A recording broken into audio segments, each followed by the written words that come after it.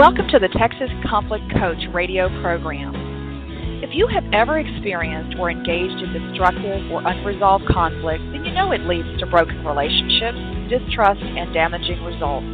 Our program will help you manage and resolve conflict effectively with strategies, valuable resources, and support.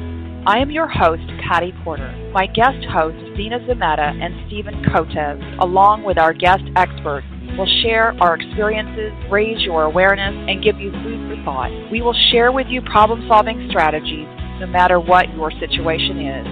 At work, with neighbors or friends, family, and as partners. Tune in or join in the conversation every Tuesday evening.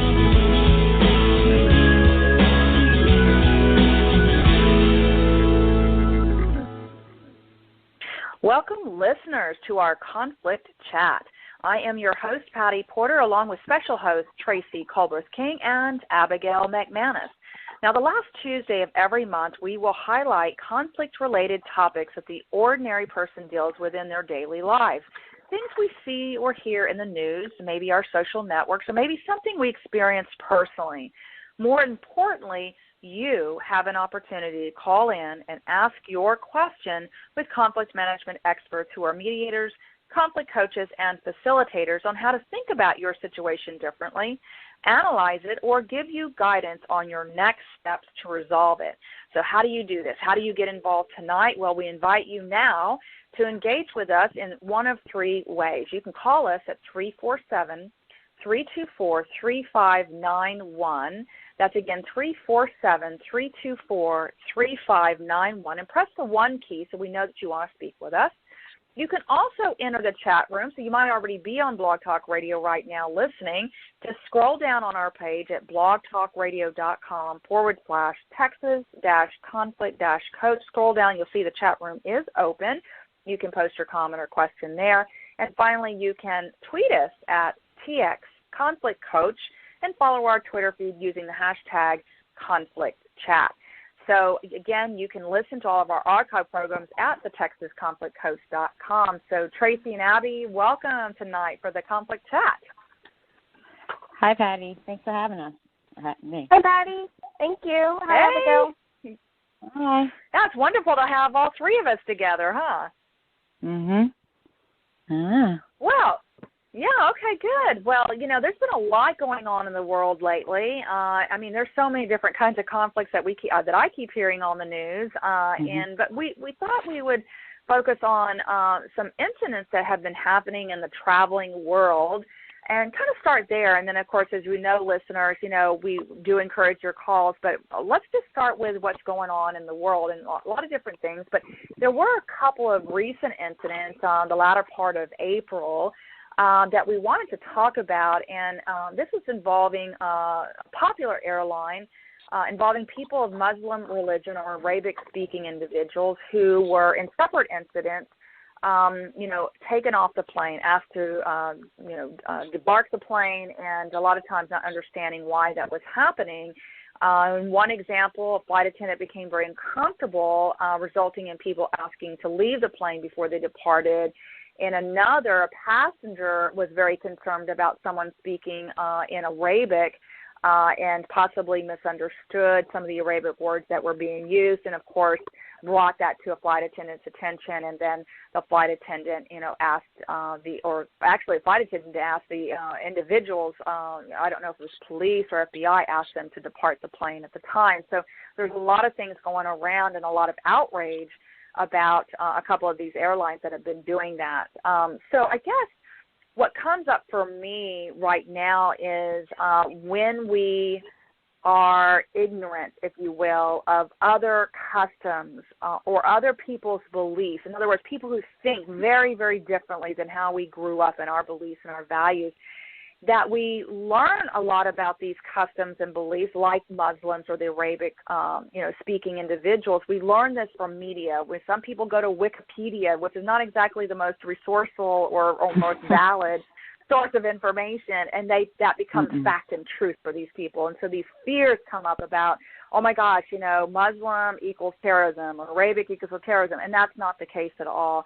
And so it really impacts how we engage with people who are very different if we're coming from this place of ignorance and this place of fear. So that's kind of what we're going to kick off the program today is, have you ever, I guess, Tracy or Abby, have you ever found yourself in a situation where you found yourself thinking very differently, or someone thinking very differently from your beliefs, your customs, maybe it was your religious upbringing, your culture, that you really struggled with, that you maybe had different assumptions about, or maybe had some fears about that you wanted to share? Maybe it's something recent, maybe it's something when you were a child. I don't know. Well, Go ahead, Tracy. I recently had an opportunity to go to a conference that was international. So there were people from all over the world. And in one of the sessions that I went to, they put us in groups. So we had people from Africa, from France, from Spain, Germany, and we were all in these different groups, all working towards a common goal. But one of the issues I think that each of the groups encountered in their own different way was that we were all looking at it through our own perspectives. So people were kind of missing the mark when they were having these conversations on how they wanted to proceed and how they wanted to brainstorm. Everyone was looking at it from their perspective. Well, this is the way that I do it, without really vocalizing it. So everyone had their own assumptions of what everyone was thinking. And what I found challenging in that situation was, while I was trying to figure out, what is the breakdown in communication or where the disagreement is, I found that if I kind of took myself out of the situation for a moment and just thought to myself, okay, well, I am from the United States, and in the United States, our culture does X, Y, and Z, and they are not from the United States. So what I'm assuming that they think the same way that I am, and I'm not. So then that turned into a different conversation. Then we were having a learning conversation where we were all hearing from each other regarding what lens we were viewing the task under. And so people were coming from it with a completely different thought process, which was actually really interesting once we all realized what was happening, where we were able to make that shift to get on the same page. But it just takes long here. There's like a disconnect, and we're not all on the same page, so how do we get there? And so I thought that was it was challenging to do that in the moment, but it was also really rewarding to be able to finally get on the same page and hear from everyone to see, okay, well, I was actually thinking about it from this way, and I thought the question that we were all trying to answer was this, when in reality the question is this. So it was just a really great moment, but it was challenging. Yeah, I mean, absolutely, when you're, but it sounds like y'all gave yourself some space, not just yourself, but you gave each other some space to figure out, like you said, taking that step back to really say, okay, how are we looking at this, and is there a different perspective to look at this, and even just in approaching the task or understanding what y'all are even supposed to do in your group. What about you, Abby? Mm-hmm. Well, recently my husband and I, when we went on our honeymoon, we were coming back from our honeymoon, or we were driving back. We had rented a car, and our car that we had rented, it was a diesel engine, and my husband put gasoline in the car. And we were in the middle of nowhere in France, trying to get back we had to catch our flight from Paris back to the United States at 4:30, and there was a very large language barrier, and then on top of where we were, there wasn't a lot of people that speak English, and then it was also just the custom of how do we get from because they were very much, they were very nice, but it was a matter of they had to take us with our car, tow it to a place, and whereas we could maybe just catch a cab from there, they were very concerned about the way that we delivered the car and how we transferred it over. And it was a huge language barrier. Thankfully, my husband speaks some French, but not a lot of French. So it was very difficult. And, there's all kinds of American stereotypes that you're trying to keep in check while you're doing it. So it was mainly about rather than getting into conflict and, you're already highly stressed. So trying to manage that and kind of keep your cool and try to speak to them in such a way that doesn't come off as aggressive and just being mindful of that, I think, was really important for us to kind of manage that conflict, because it could have gone a lot worse than it did. And thankfully now we just have a funny story to tell.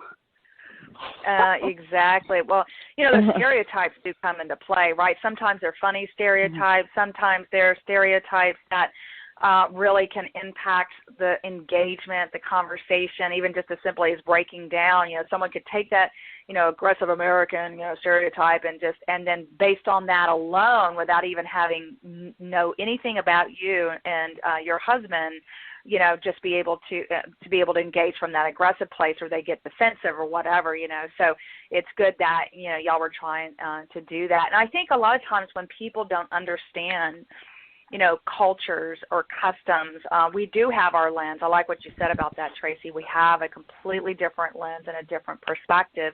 When I bring up the, I want to go back to the Muslim religion and Arabic-speaking cultures, mostly in the Middle East, but they're all over, Africa, et cetera. There's many different countries, England, et cetera, all over the United States that do have people who are with Islam, the Muslim religion, and also Arabic speaking, but they're from all over India, Africa, South America, United States. So really, we just like Christians, all kinds of different religions, and also the cultures that go with that. And but I wanted to share something right quick. I remember my very earliest experience with someone who was African American. Now, when I was a kid growing up, I grew up on the border of Mexico.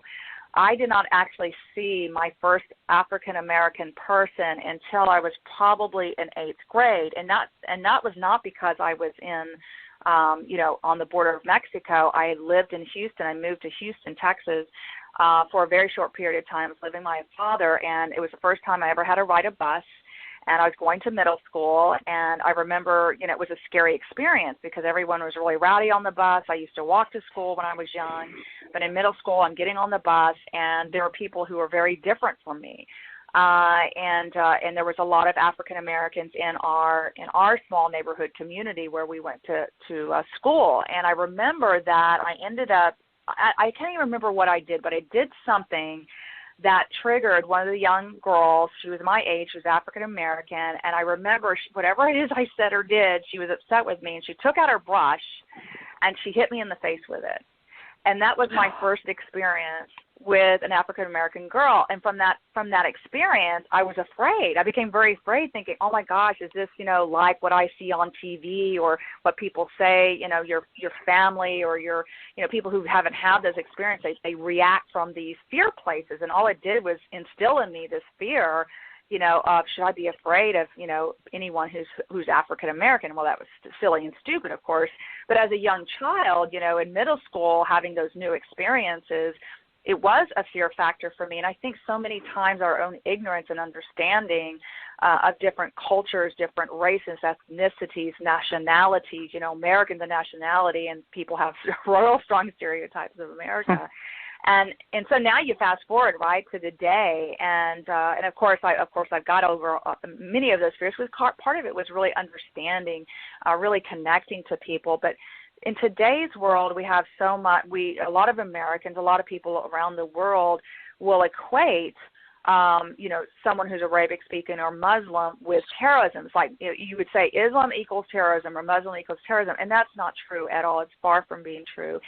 And one of the things that, I participated in, and that was part of because I really wanted to understand and learn people of the Muslim faith and from Arabic-speaking countries so different for how I grew up in American society, being a female that's independent, who believes in autonomy and decision-making and all things that go with being female and American and Caucasian in the United States and independence. And there were so many things I didn't understand. And so I joined, was accepted into the Soliya program. And for listeners who don't know about Soliya, they're a nonprofit group out of New York, and it's Soliya, S-O-L-I-Y-A.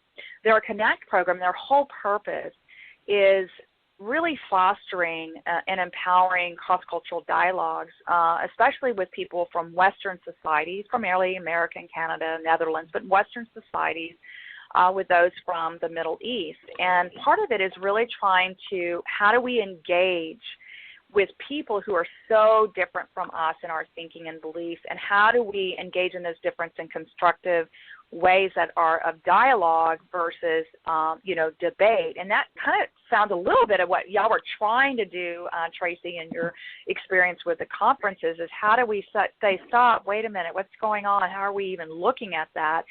And that Salida program was, as a facilitator, I was training to be a facilitator and actually co-facilitated for 8 weeks with people from Pakistan, Morocco. We had, of course, the United States, and then we had one other country that were, and not everyone was Muslim. They had different faiths, Buddhism, for example. But we learned a lot from each other by just saying, this is the purpose of why we're here. We want to engage in difference. We know we have a great deal of difference. How do we have the conversation respectfully without being, super nice, but also trying to, challenge each other about our beliefs and understanding where those beliefs come from without necessarily trying to change anybody's mind. So I just wanted to stop there and just see what your own reactions and thoughts to what you're hearing and what you've shared so far. A common theme for me is the sense of having an openness to understand other cultures and other backgrounds, and also the willingness to be able to acknowledge your own self-awareness that there may be biases there may be some unknowns, especially I feel like when conflict arises, it's because it's that fear of uncertainty, and you're really uncomfortable and you feel vulnerable, and so you kind of go to that dark place of, okay, you're going to hurt me, or you fall into this category because I don't know what else to do with you. And so I think a lot of it is just being open to the idea that maybe that's not right. Maybe I didn't put you in that box, in the right box. Maybe if we have a conversation and I get to know you a little bit better and I start to understand, then my perception and that fear kind of subsides because that uncertainty is now replaced with knowledge. And I think that's a big piece of it, is to have that understanding and the knowledge of the individual or the culture is really important. And you need to be open to go into that. I absolutely agree with that. I think it's really important, like you said, things that are uncertain or things you don't know a lot about, we tend to fear. And I think it's important to not only be open but be curious about other cultures. My roommate freshman year was African American, and I was not familiar with African American. I'd been around African Americans, but it wasn't in the capacity that I was now living in a situation. And I remember one of our first nights together, I was like, "Are you cool with me asking you questions? Because I don't really know." I was like, "And I don't want to offend you." And she was like, "No." She's like, "As long as you don't care if I ask you questions." And that's kind of how it started. And then we just went from there, and we learned a lot more about one another just by being curious and asking questions and not being afraid to be, not being scared to come off any certain way. Of course, you're mindful of how you ask questions, but at the same time, just being open enough to jump across that fear and being able to ask a question. And I think that's important too. People need to be more curious, I think, rather than just being fearful. Because like you said, the uncertainty is what people are most scared of. It's not, and then, obviously there's biases and whatnot, but. I remember someone saying before to me, I was on this facilitating a panel at a conference, and we had someone from the Muslim faith, someone who was African American, strong Christian base, and then we also had someone who was in the gay community. Very different people, and how they encounter biases and the discrimination, or people not understanding. And so we set it up in the audience to say, no question is a stupid question. It could be an ignorant question, but this is what it's for. This is a safe environment. It's kind of like what you did with your room. It's like, is it all right if we ask questions? It might be a question that you're scratching your head and thinking, well, that was silly, but okay, let's talk about it. Don't be afraid, to be curious. Don't be afraid that you're going to embarrass yourself, or you're going to be like, okay, that was really ignorant. It's because you have, more than likely, you're not the only person having that curiosity. And so as long as the person who's asking a question is asking in a genuine, authentic way of real curiosity, and that the other person receiving the question understands that's what the intent is to understand and learn, I think that those conversations can be really rich. Absolutely. I agree. I also think it's important, too, when you're having those conversations, it's okay to set boundaries. It's okay to say, you know, what is going to make you feel safe while we're having this difficult conversation or while we're asking these maybe tough questions, and to try to get some feedback from people in the room, because asking questions can be scary, too. And so it's nice if you can hear from every individual, or depending on how big the room is, hear from some people what kind of ground rules you would like to abide by when we're having this conversation. Yeah, absolutely. Now, before we go on into the conversation, just reminding folks that you are listening to the Texas Conflict Coach radio program, and tonight is our monthly conflict chat where we invite you to bring your problem to us. And we encourage you to call us at 347-324-3591. And we're simply just having a conversation right now just about what are the things that we're experiencing right now in the current news and experience. We invite you to follow us on Blog Talk Radio and Twitter us at PX Conflict Coach. So what we've been talking about are the, people who are very different from us, and not just from, a cultural standpoint or a religious standpoint, but even today. Or just today, or actually starting yesterday, I was just talking to y'all earlier about that. What's all over the news, besides Trump and, Clinton and all that, of course, that's a daily news. There's some real differences on that, right? Debates on that. But just today was the Cincinnati Zoo incident with a 4-year-old child. Now, if you watched any of the video, it was scary. I can imagine for anyone seeing that 4-year-old child who went over this 5-foot wall, fell into the moat. He was not unconscious, and he was screaming for his mother. And I think it was a silverback, a gorilla? A gorilla, I think it was. It was a silverback gorilla? Yeah, I think so. One really, really huge one. And so I think the gorilla was reacting to the child screaming, and you can actually see the gorilla grab the child at one point and drag him across the water. There's this little pond of water. And, of course, the zoo professionals were like, okay, we're going to have to kill this animal. So, of course, this has caused a huge debate. Now, we're not talking a dialogue. People aren't having a dialogue. People are debating, like, who was wrong? Where was the mom? Is it her fault? They're questioning her parenting skills. And it's really funny because I hear a lot of people blaming the mother. Where was she? Did she put the child over the wall? How did the child climb over the wall? And so people have very strong reactions about their beliefs about what's right or wrong about what happened in this situation. And so this is another example. It's not just about some of the bigger topics around religion and culture, but just something as simple as parenting beliefs, when the mother should be, picked out by CPS and, sued, and it's just amazing how quickly it has escalated in the social media and even the radio shows. So I don't know if you've been hearing any of that or not. It was a highly debated topic today at my work. People were talking about it all day today at my work, which I thought was very interesting. So what was the essence of the arguments for you at work?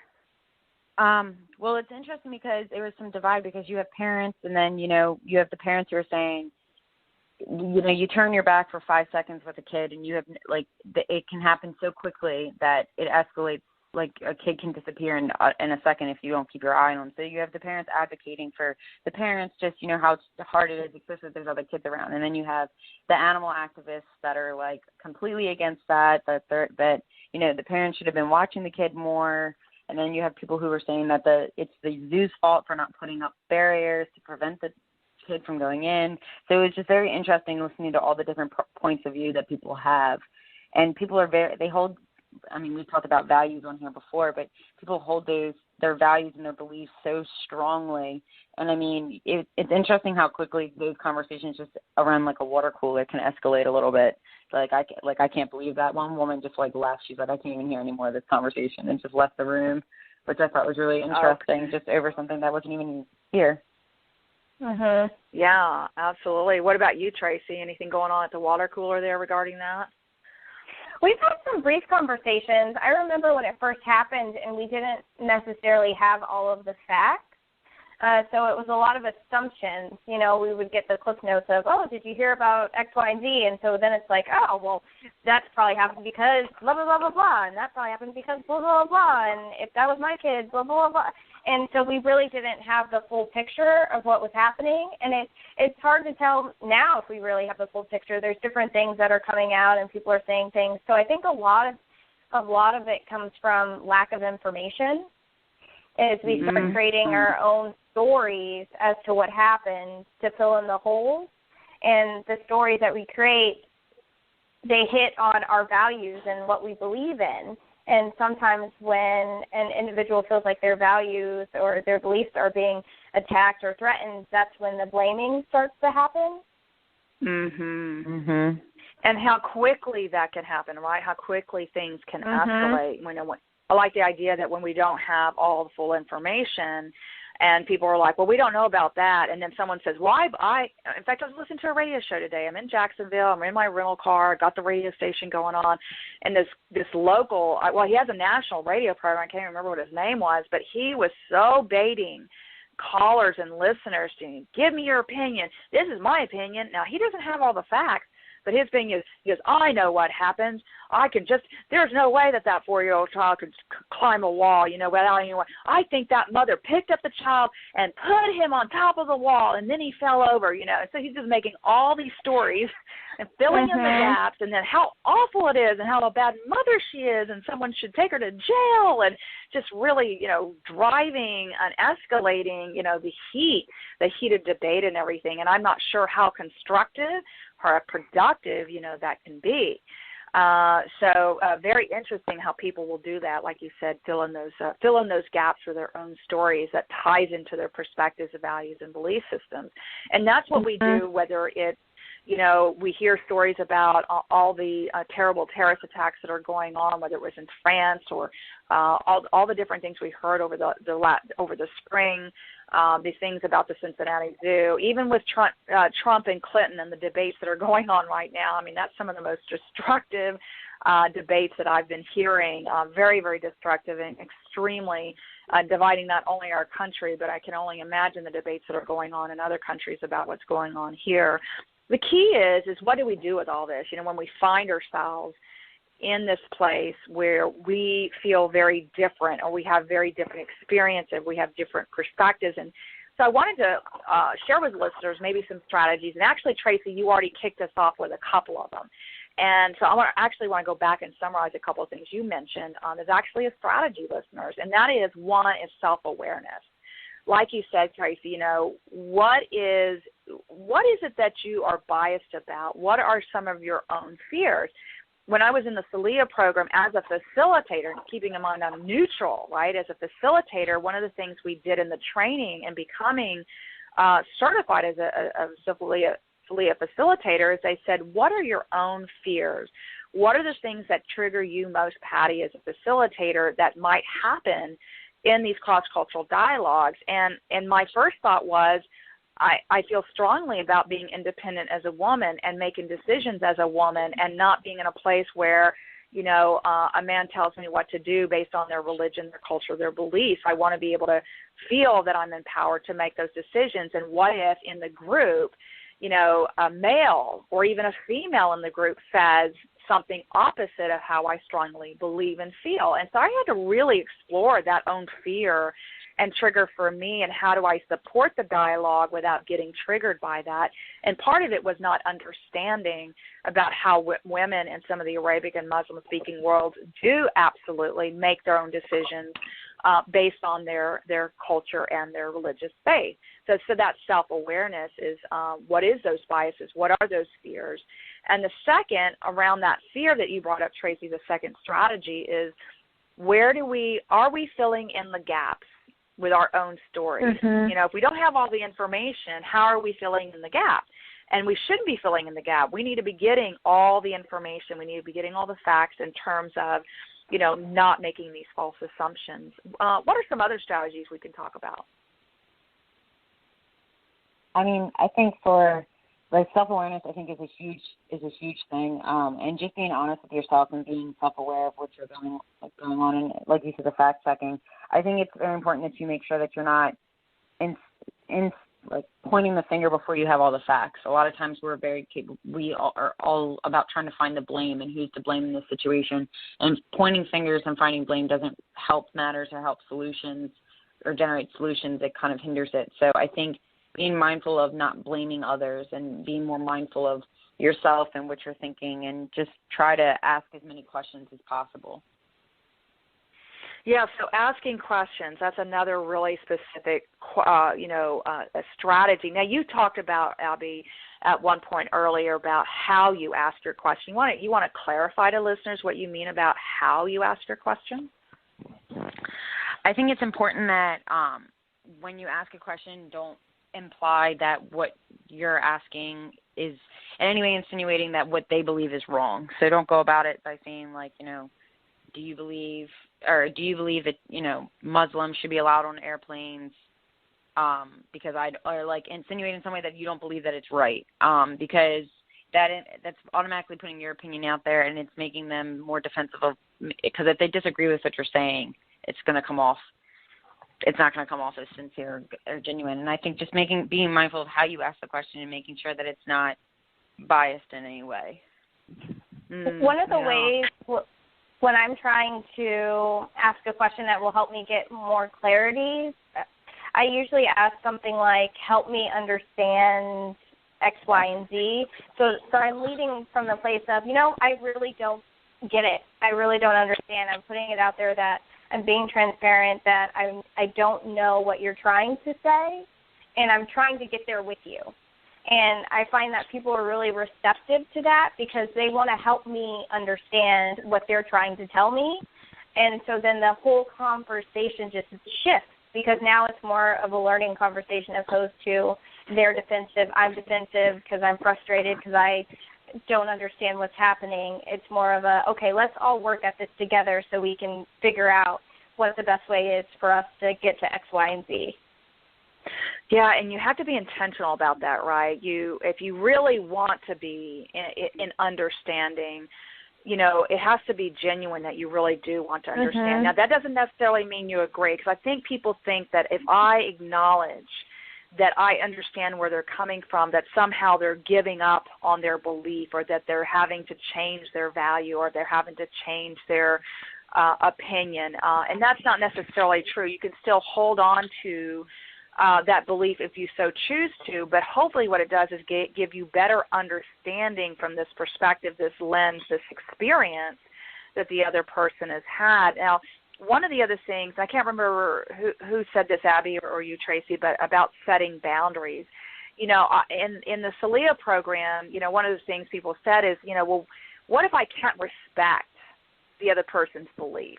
What if I feel so strongly that there's no way that I could ever begin to respect his or her belief, or I'll never understand them. And of course, those statements really represent your only strongly held belief. And of course, it closes you off to really understanding. And sometimes those really set some limitations. And as we've already seen, some of these conversations around Trump and Clinton, around Muslim Christian, around parenting, things of that nature can escalate, as you could probably experience at the water cooler today, how quickly people will get enraged, have a destructive exchange. They walk out the door like, I'm not going to listen to this anymore. But you do want to set limits, and there are, we hear this all the time, if you're with your family and friends, don't talk about religion, don't talk about politics, don't talk about this, don't talk about that, because people have a hard time engaging in those conversations in a way that can be respectful. So if you know for you that is going to be hard for you, you might want to set some boundaries around what it is that you want to have a conversation around. But if you really do want to be in a place of understanding, or at least learning, this learning conversation Tracy was talking about, then be open to hearing what they have to say without judgment. The other thing I think really overall is about how do we respect differences. And I think that's a hard action to take. When I actually say that, if you were hearing that and listeners you're hearing, respect differences, what does that actually mean to the two of you when you hear that phrase, respect differences? Because that's hard to do, especially if it's different from you. I think coming into it with just a little bit of openness and just being more aware of that you are two people coming in with two different experiences, and maybe garner some empathy and put yourself in their shoes and just trying to keep an open mind when you're talking to them. Because if you come into any situation with just this idea or this assumption of who they are, I try to like to think about it as I don't like to think about how they would. I don't want them coming in thinking an assumption about me, so I try to come in not thinking an assumption about them and try to keep an open mind, and that's how I think it's best to respect their differences. And what about for you, Tracy? For me, I think respecting differences is actually honoring that we are different, and our differences make us who we are, and there are no two people that are the same, but being open to discovering what those differences are, and you may not agree with what the differences are, but just being open to just discovering and maybe learning a little bit more is what the respect piece speaks to me about. So we are all different. I honor your differences, and I'm going to discover what those differences are with you. And at the end of the day, I respect your differences, and I hope you respect what makes me different as well.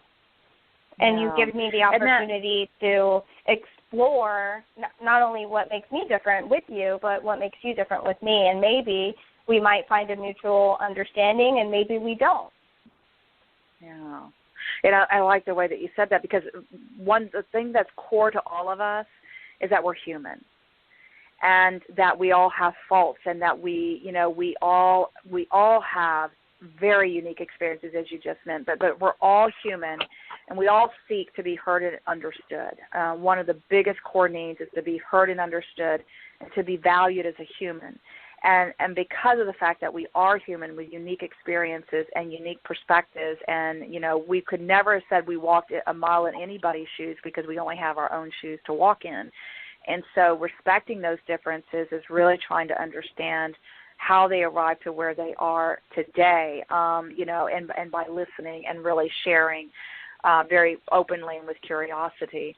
I'd say the last thing, and then we'll go to close, is, one of the things I really learned in the CELIA program that was really helpful is in facilitating the neutral as a neutral, facilitating those with people who are very different from all over the world, is really using critical thinking skills. A lot of times we make judgments, or, as you said, fill in the gap, making our own stories, without critically thinking, where did I get this opinion? Now, the opinion could very well come from a religious belief, something we follow, whether it's in the Quran or the Bible or whatever it is that we follow, and so that becomes the guiding post for how we make decisions and how we engage. But it could be that we heard something on television or in the radio. Now, if you can imagine, some countries who are very restrictive on what they hear, so everything is monitored, edited. You only get a part of the picture. You don't get the whole picture in some countries, right? In some of the communist countries. We have friends in Russia. They might not hear the whole story, so they only know what they know from, what is given to them in small pieces at a time. And so then you're thinking, well, okay, that's their opinion because they've only have certain pieces of information. So part of it is that critical thinking. What is your understanding? How did you form that belief or opinion? Not as a way to judge, but as a way to push them outside of the box. What are other perspectives? Who's not present right now in this conversation with us that we're not even considering, that would have a different perspective? So really critically thinking about where we get these opinions and where we get these beliefs and where we get these values, whether it's from our families or local. I know people who've never lived outside of their community, generations of families, for example, that live in this one neighborhood, who've never traveled, who just don't know anything else. And, of course, their perspective is based on their small little community town, and that's it. They don't understand the rest of the world because this is how they see things. So it's that critical thinking part would be another strategy, to really ask yourself questions, and then where do these things come from, and really challenge those false assumptions. So I guess that's kind of in summary. Any final words that y'all want to say at this point before we close? No, I like all these strategies. They're excellent strategies to take with you day to day. Absolutely. Absolutely. And I feel like a big theme of tonight's program is self-awareness. It all boils down to what your triggers are, how open you are to discovering and exploring differences and having those conversations and reflecting on where your biases came from and how you want to move forward with handling those when you meet someone who's different. So for me, the biggest piece for tonight is just that self-awareness is really important when it comes to issues like this. Yeah, and anything for you, Abby, that you wanted to add as a final comment? No, I think it's important to just ask questions and be open and try to set all your judgments aside and just be curious. Yeah, be curious, absolutely. I know one action that I want to take in being curious is I really want to understand more about the Muslim faith and about the Middle East and really understanding the dynamics, but from a personal experience. I don't mean from a global perspective, but go somewhere in my local community and, get to know some folks from the Muslim faith just so I can understand because they're so many of them are such gentle, loving people, and that is their belief and their philosophy. And I really want to understand that. I don't want to ever fear that and really understand that. So I know I have an action item to raise my own self-awareness about what those biases or fears might be for me and what can I do to change that for myself. So awesome job, everyone. All right, so we encourage you to embrace conflict courageously and address it constructively. Again, we invite you to browse our podcast library and see our upcoming Tuesday night programs in June. In fact, we have Abby and Tracy who are going to be hosting a series on wedding conflicts, up through your engagement, up to the wedding, and even the first year. So I'm excited about hearing what kinds of ripe conflicts there are in that first year of marriage and engagement and the kinds of things that will happen when you're preparing for your wedding. So appropriate month for June where a whole bunch of weddings are taking place. So check us out at TexasConflictCoach.com and you'll have a good night.